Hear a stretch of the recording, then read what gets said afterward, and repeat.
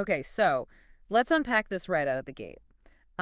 Imagine you do 100% of the grueling work on a group project. Yeah, we have all definitely been there. Right, but then someone else automatically deducts 20% from your final grade just because they introduced you to the teacher. Ouch. I mean, that is brutal. It is, but that's exactly what's happening on highways every single day. So welcome to today's custom-tailored deep dive, where we're looking at the hidden financial and strategic pitfalls of relying on middlemen in the transport and trucking industry. It really is a massive systemic issue.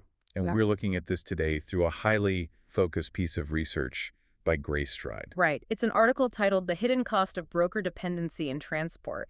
And, our mission for you listening today is to look way past the surface level convenience of using freight brokers. Exactly. We need to uncover the invisible costs that are quietly, eroding these transport businesses from the inside out. And then ultimately map out a strategy for operators to actually take their power back. Right.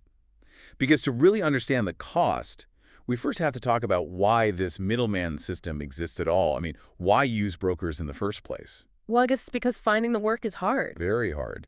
If you're an independent transport operator or, you run a small fleet, your primary asset is your equipment. And a truck only makes money when the wheels are actually turning. Right, sitting idle is just burning cash. Exactly. But finding the freight to keep those wheels turning, it takes a massive amount of sales effort, market visibility, relationship management. Which takes time and resources that a small operator probably doesn't have, especially if they're, focused on maintenance, compliance, and just keeping their drivers safe on the road. Precisely. So brokers step into that gap. They act as this central marketplace. They already have the relationships with the shippers, so the manufacturers, the big retailers. Oh, I see. So they offer the operators immediate access to loads. You just log onto a load board, you book a job, and boom, you keep your truck moving. Right. It provides immediate liquidity to the freight market. That is the perceived value proposition. The broker gives you a highly efficient matchmaking service. But of course, that convenience comes with a pretty heavy toll. It does. The standard commission that a freight broker takes for connecting the load to the truck usually sits somewhere between 10 and 20% of the total rate paid by the shipper. Now, wait. A 10 or 15% finder's fee doesn't sound completely unreasonable at first glance. It doesn't. I mean, think about it. Real estate agents take a cut. Recruiters take a massive chunk of a first-year salary. Software sales reps get a percentage.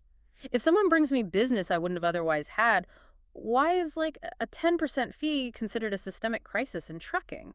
That's a great point, but here's where the math completely turns on its head. Yeah. You're comparing high-margin service industries to trucking, which is notoriously low margin and incredibly capital-intensive. Okay, so the overhead is just totally different. Completely different. In recruiting, your overhead is relatively fixed. In trucking, your overhead is tied directly to the physical movement of heavy machinery. So let's look at a concept called the operating ratio. The operating ratio. Yeah, it's basically how transport companies measure their expenses against their revenue.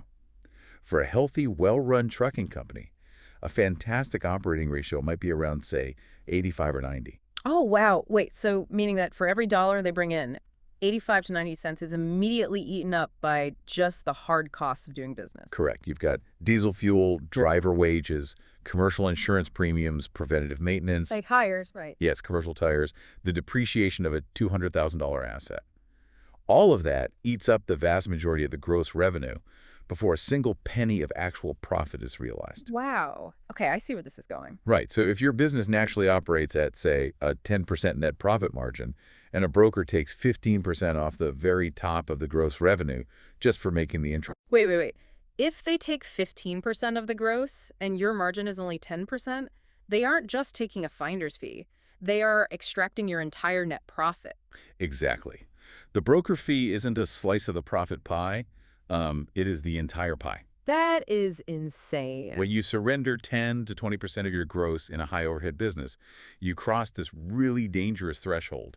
You go from paying a fee to experiencing total margin capture. So you're basically operating at a net loss. Or, at best, you're just trading dollars to keep the lights on. Precisely. And that totally reframes the entire power dynamic. If you aren't making a net profit, you have absolutely zero buffer. You are literally one blown transmission or one sudden diesel price spike away from insolvency. That is such a fragile way to exist. I mean, over time, that invisible cost just compounds, right? It restricts your ability to buy newer equipment or weather economic downturns. Yes, the capital reserve that was supposed to be your safety net has just been entirely absorbed by the middleman. So, okay, if I'm an operator and I'm realizing my margins are basically sitting at zero because the broker is capturing the spread, my natural business instinct is going to be to scale. Right, you want to grow out of the problem. Exactly. I need to outrun the margin deficit. If I'm not making enough money per trip, well, I just need to make more trips. I need my drivers running more miles. And that instinct, while totally universal, leads directly into what Greystride identifies as the volume trap. The volume trap. Yeah, because when you attempt to solve a margin problem with volume in an asset-heavy industry, you slam right into the unforgiving law of diminishing marginal returns. So what does this all mean? It's like running a bakery where you lose 10 cents on every muffin you sell. Baking 1,000 more muffins doesn't save the business, it just bankrupts you faster. That is a brilliant analogy. Baking more muffins just burns out your ovens and depletes your flour. Let's break down how that actually happens in trucking. Yeah, what are the mechanics there? When you increase your volume to chase revenue, you are exponentially increasing your exposure to operational risk. Every single additional mile driven under a compromised rate structure just accelerates the wear and tear on your fleet. Right, you're burning through brakes and engine life faster. Exactly, which drives up maintenance costs and downtime. But then there's the cash flow issue. Oh, right, because you have to pay for the fuel up front. Exactly. Consider the cash conversion cycle in logistics. The operator is paying for the diesel fuel at the pump today. They are legally required to pay their driver's wages this Friday. But the invoice for that load, which is processed through the broker, might not get paid for 30, 45, or even 60 days. Oh, man, so if you scale up your volume by taking on, like, 20 more loads this week, you are fronting the cash for all that fuel and labor immediately. Right, while the actual revenue is trapped in a 60-day delay. Yeah. You literally accelerate your cash bleed. The faster you run, the wider that cash flow gap gets. But it feels like you're growing. It does. More activity creates the illusion of growth. You see your trucks moving, you're generating stacks of invoices, you feel productive. But because the underlying margin has been captured by the broker, you're just taking on massive operational and financial risk without improving your bottom line at all. Which really brings up a glaring question about the balance of risk and reward here. Think about this for a second. What stands out to you about who holds the risk versus who reaps the reward? Well, the operator is carrying the burden of fluctuating fuel costs, carrying the risk of a $30,000 engine rebuild, managing the driver turnover, floating the cash flow for 2 months. And what risk is the broker carrying to justify capturing the entire profit margin? I mean, practically none, right? None. Yeah. The broker operates an asset-light model. Their primary exposure is purely administrative. They aren't buying diesel, they aren't paying commercial insurance premiums on 80,000-pound vehicles, and they aren't managing physical breakdowns on the side of the highway at 2 a.m. They just sit between the shipper and the carrier, dictating terms without bearing the physical risk of execution. Exactly. So if the dynamic is that skewed, why don't the operators just demand higher rates? Like if an operator knows their operating ratio requires them to make $2.50 a mile to turn a profit, why not just say no to the broker's offer of $2 a mile? Because they lack the fundamental leverage to do so. And this exposes the true strategic cost of broker dependency. It goes way beyond just the financial math. What do you mean? When you rely heavily on brokers for your revenue pipeline, you aren't just giving up money. You surrender control of your commercial relationships. And when you surrender control, you are subjected to a mechanism called blind brokering. Blind brokering, how does that actually work in practice? It is all about information asymmetry. So the broker negotiates directly with the manufacturer who needs the freight moved. The manufacturer might agree to pay, say, $3 a mile. The broker then turns around to the load board and offers the job to the trucking market at $2 a mile. The operator has absolute zero visibility into what the shipper's actually paying. They only see the $2. Ah, so the operator can't negotiate effectively because they're completely blind to the top-line number. They don't know the margin spread the broker is secretly working with? They're completely isolated from the market reality. Right. The broker acts as this shield between the person producing the freight and the person moving it. And because of that shield, the transport operator becomes entirely commoditized. Meaning they lose their unique value. To the broker, truck A is indistinguishable from truck B. Right. And let's look at the consequences of that. Say you run an incredibly tight operation. Your drivers are highly experienced, your safety record is flawless, your on-time delivery rate is perfect. Right, you're the best of the best. In a normal commercial environment, those attributes command premium pricing. Clients pay more for reliability. But if you're working entirely through a broker, the end client, the shipper, doesn't even know who you are. They think the broker is the one providing the reliability. Exactly. The broker captures the premium for your operational excellence.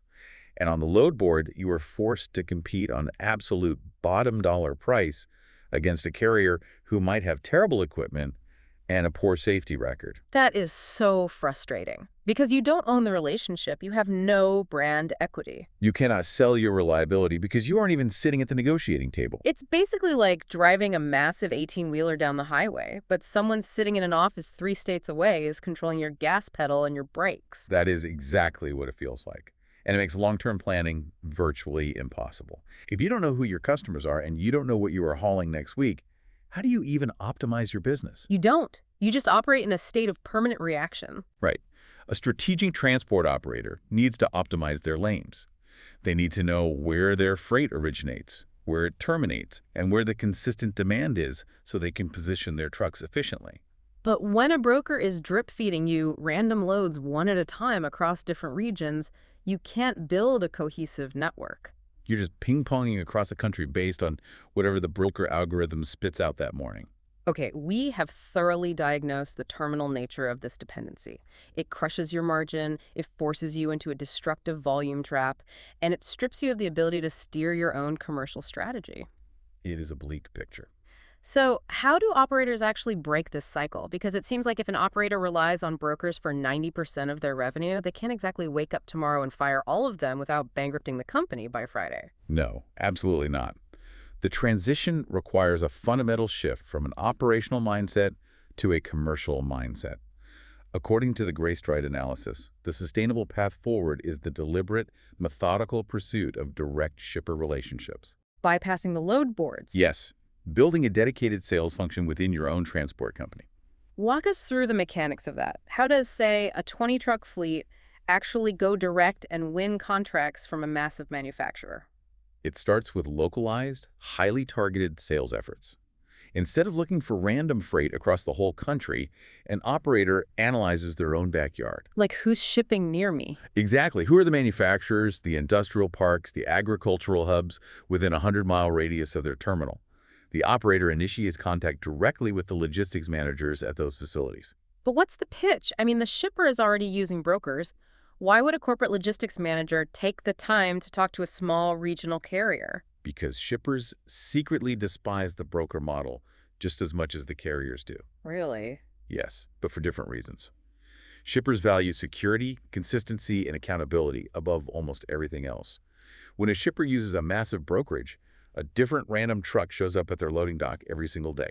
Oh, right. They have no idea who the driver is or what condition the truck is in. And if something goes wrong, the broker just points the finger at the carrier. There's no real accountability. Ah. So the independent operator sells the one thing the load board can't guarantee: a dedicated, actual partnership. Exactly. The operator's pitch is simple. I own the assets. You will see the same drivers in the same well-maintained trucks arriving at the same time every week. If there is a problem, you have my direct cell phone number, not a 1-800 number for a call center. I can see how that level of direct accountability is highly attractive to a shipper. It moves the conversation from the spot market, which is incredibly volatile, into the contract market, usually through a formal bidding cycle. And once that direct contract is secured, how does the financial math change for the operator? Dramatically. First, the rate transparency is absolute. You negotiate directly on the actual price of moving the freight. That 15 to 20% margin that the broker was siphoning off, it stays entirely within your business. Which means your operating ratio drops back down to a healthy level. Yes. You actually generate the net profit required to build a capital buffer. You regain financial resilience. And furthermore, the predictability stabilizes your entire network. Because if you know you have a direct contract to move 5 loads from Chicago to Atlanta every single Tuesday for the next year, you can build an incredibly efficient operational schedule around that guaranteed anchor volume. Precisely. You move from survival to stability and from stability to growth. But wait, there has to be a hurdle here. We talked earlier about the cash flow cycle paying for diesel today and waiting 60 days for the invoice to clear. Yes. Don't brokers sometimes offer, like, quick pay options to carriers to alleviate that? If an operator goes direct, how do they survive the payment terms of a massive corporate shipper? That is the primary barrier to entry, and it requires strategic planning. Large shippers often operate on net 30, net 60, or even net 90 payment terms. 90 days. Yeah. Brokers leverage this by offering quick pay, giving the carrier their money in 2 days, but taking an additional 3 to 5% fee off the top for the privilege. So they tax you again just to give you your own money faster. It is another layer of margin erosion. So, to successfully transition to direct relationships, an operator must build up enough working capital or secure a dedicated commercial line of credit to weather that standard corporate payment cycle. You have to be able to float your own operations for 60 days without relying on the broker's predatory quick pay system. Exactly. But once you stabilize that initial cash flow gap, the increased margins from the direct freight easily sustain the business going forward. So we aren't saying you have to fire every broker tomorrow. It's more about demoting them from CEO of your revenue pipeline to a temp agency that you only call when you have a specific short-term gap to fill. The Greystride material is very pragmatic about this. Brokers aren't inherently evil, they are simply fulfilling a market function. The danger arises when they become the absolute foundation of your business. Right, using them for the exceptions, not the rules. Give me an example of when you would still use one. Consider a scenario where your direct contract takes your trucks from Chicago to Atlanta. You have a highly profitable, dedicated lane heading south, but you don't have a direct customer in Atlanta to get your trucks back to Chicago. And driving empty, what they call deadheading, is pure uncompensated overhead. Exactly. That is where the broker's network actually provides value. You use the broker to find a backhaul. You jump on the load board specifically to find a load heading north, just to cover your fuel and wages for the return trip. Ah, so the broker fills the short-term capacity gap. Right. But the core profitability of the enterprise is anchored by your direct-owned relationships. Strong transport businesses are built on retaining commercial control, not just having easy access to transient spot market loads. Man, this has been a massive paradigm shift. Let's recap the journey of what we've uncovered today. We started by dismantling the illusion of convenience, revealing how a 15% fee on gross revenue essentially functions as a complete extraction of net profit for an asset-heavy business. We examined the structural asymmetry of the industry, where the operator absorbs all the physical and financial risk, while the asset-light middleman dictates the commercial terms. And we broke down the mechanics of the volume trap, that dangerous instinct to outrun bad margins by running your equipment into the ground, which really only accelerates the cash bleed. And we exposed how blind brokering strips carriers of their brand equity, turning them into replaceable commodities on a load board. Finally, we mapped the exit strategy. By building a dedicated sales function, pursuing long-term contracts through direct bidding, and managing cash flow to survive corporate payment terms, operators can actually recapture their margin. And relegate brokers to their proper role as secondary capacity fillers. It is the difference between just owning a truck and actually owning a stable business. It requires a profound shift in how an operator views their own value in the supply chain. It does, and this dynamic introduces an implication that extends far beyond just the logistics sector. The core question posed by the source material is really, where is the value actually going, and who is in control of it? That is a question every single professional needs to answer. This dynamic isn't just limited to trucking. Think about your own industry, your own career, or your own business. We live in an increasingly platform-driven economy. Who are the brokers in your professional life? Oh, wow. Yeah. Are there digital platforms, aggregator apps, or traditional middlemen providing you with convenient access to work today, but quietly taxing your long-term growth and preventing you from owning the relationship with your end customer? Are you building your own brand equity, or are you simply feeding data and margin into someone else's algorithm? Because if you don't own the relationship, you don't own the future of the business. That is such a brilliant lens to look through, whether you're driving an 18-wheeler or running a freelance design firm. Thank you for walking through the deep mechanics of this with us today. It was a pleasure. And to you listening, thank you for joining us. Remember that this exploration was curated specifically for your curiosity. Keep questioning the structures around you, and we will catch you on the next deep dive.